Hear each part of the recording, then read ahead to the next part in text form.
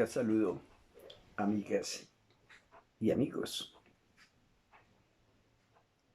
Vamos a continuar el tema que hemos venido tratando sobre la inteligencia emocional.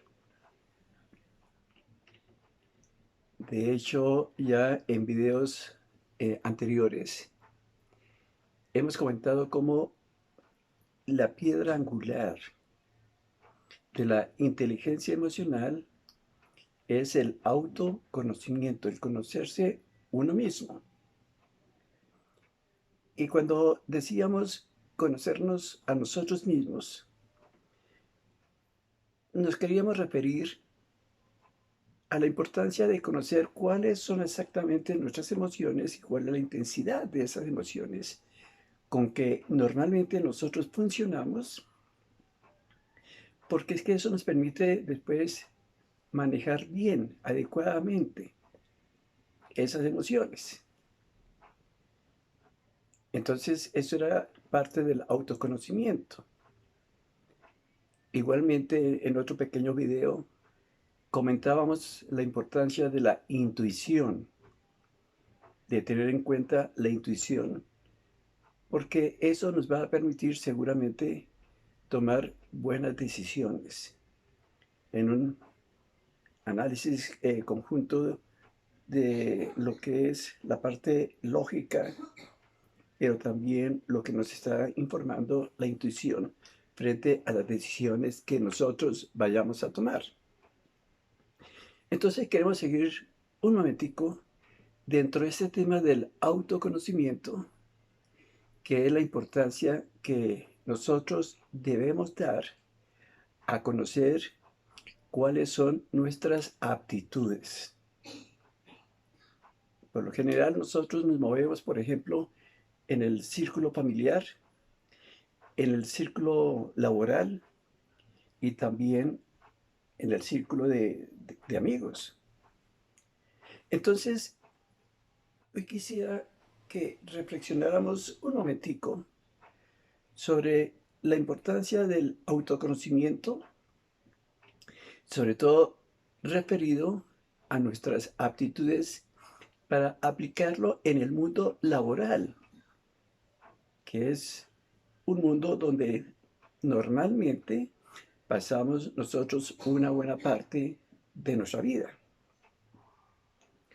De hecho, Daniel Goleman, que fue como el gran impulsor, como el que llamó la atención sobre la importancia de la conciencia, de la inteligencia emocional, tiene un librito que es justamente la inteligencia emocional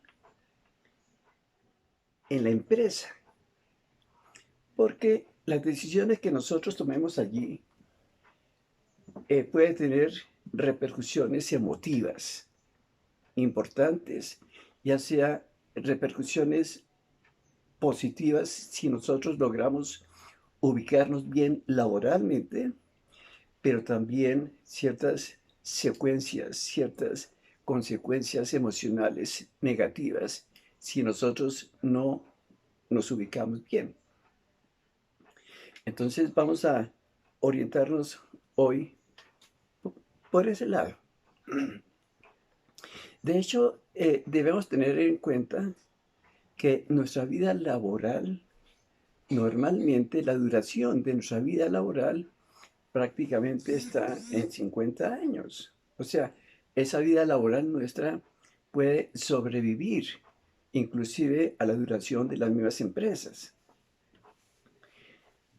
Y acá es importante caer en cuenta de otro aspecto, que es esta. Nosotros estamos en la sociedad del conocimiento. Eso es bien importante. Sociedad del conocimiento. Y esa sociedad del conocimiento en la que hoy se mueve el mundo exige que nosotros mismos nos autoadministremos desde el punto de vista laboral. En nuestra época, por ejemplo, pues no había opciones, no había opciones laborales. Entonces el hijo del campesino, pues prácticamente su opción era hacer lo que hace el papá o lo que hacía el papá. Y si fracasaba como campesino, iba a fracasar también laboralmente. Lo mismo la noción de empleo. Fijémonos cómo hoy por hoy el concepto que nosotros tradicionalmente hemos tenido de empleo ha ido cambiando y está cambiando y ha cambiado fuertemente.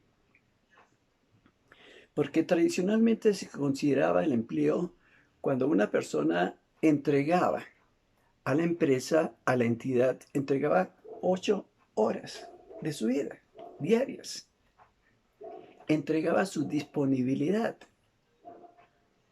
Y ya era el jefe el que realmente ordenaba cómo iba a utilizar dentro de la empresa el tiempo de la persona, del empleado. En ese caso, eh, hablábamos nosotros de subalternos. Estamos sometidos a otras personas. Pero hoy con la sociedad del conocimiento eso ha venido cambiando.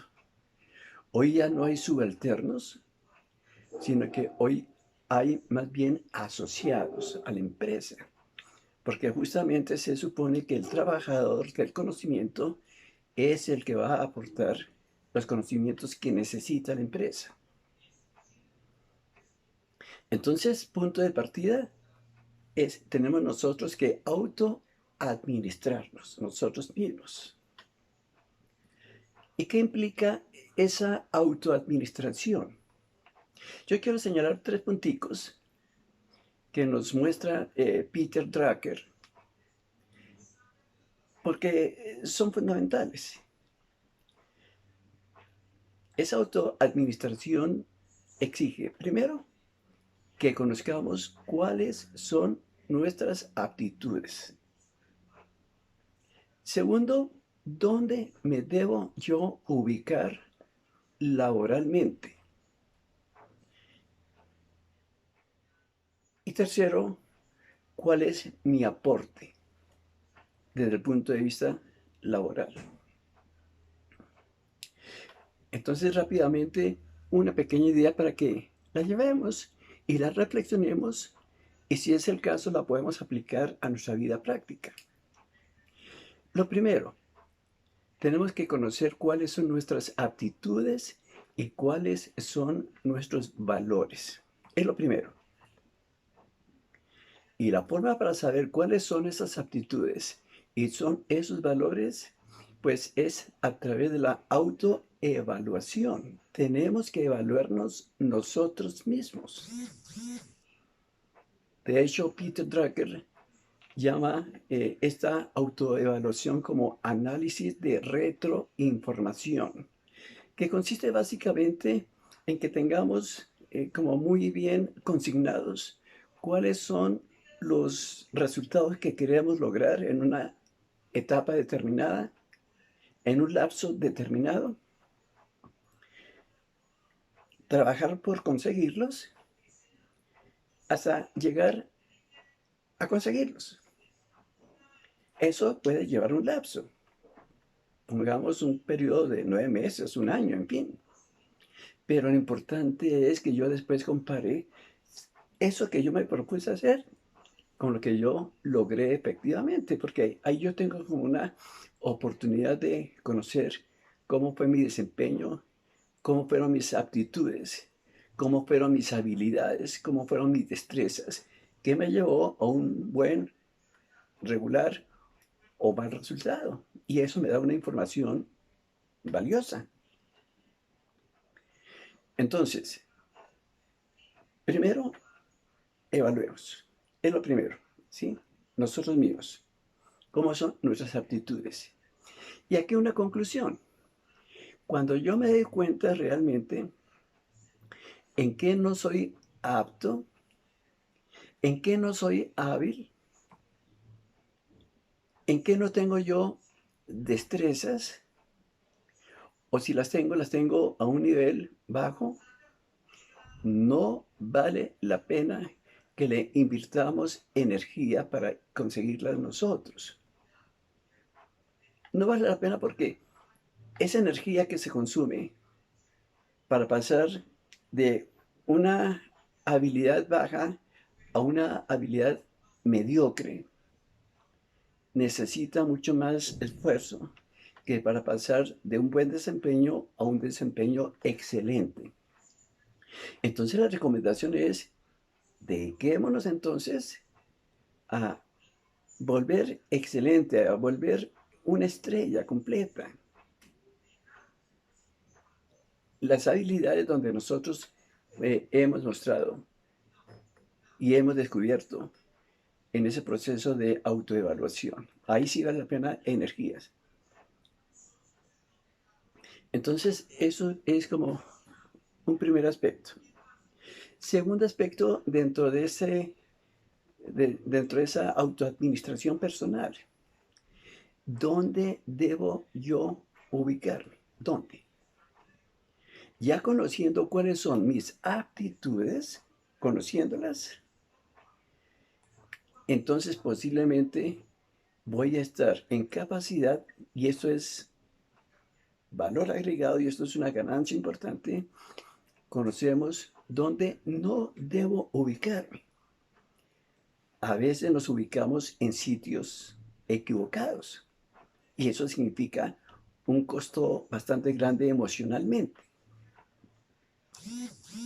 Entonces, tengo que mirar dónde no debo ubicarme y descartar esa posibilidad, descansar esas posibilidades. Y mirar a ver todas las opciones que se me ofrecen, que me aparecen, porque ahí sí yo podría tomar decisiones. Fijémonos cómo dentro de esta sociedad del conocimiento hay muchas más opciones que antiguamente.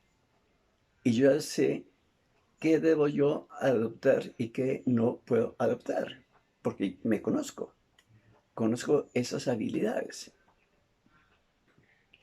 Tengo que darme cuenta, lógicamente, es si eso que me ofrecen, ese proyecto, ese trabajo, realmente necesita las aptitudes que yo tengo, los conocimientos que yo tengo, si me interesan,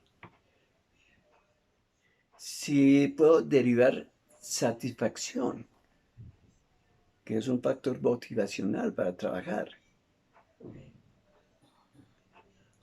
Y una vez que yo vea que cumplo las condiciones, entonces ofrecerle a la empresa, a la entidad, justamente mi trabajo. Decirle exactamente qué le ofrezco a la entidad, cómo lo voy a trabajar, qué resultados espero, qué plazo sugiero. Entonces, eso sería como el segundo punto a tener en cuenta dentro de esa autoadministración de nosotros mismos.